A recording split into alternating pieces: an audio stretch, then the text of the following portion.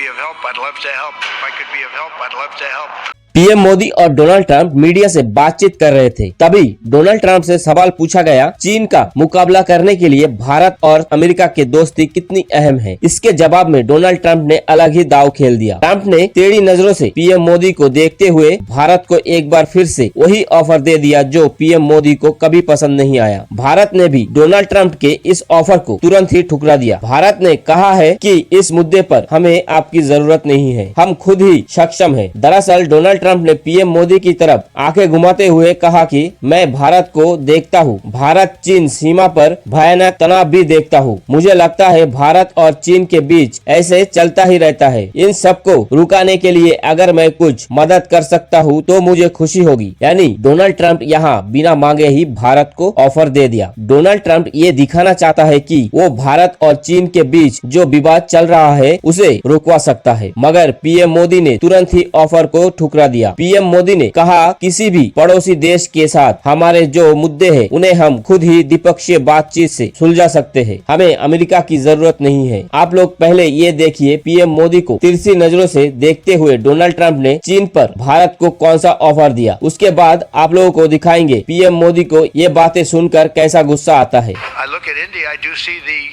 skirmishes on the border, which are quite vicious, and I guess they continue to go on.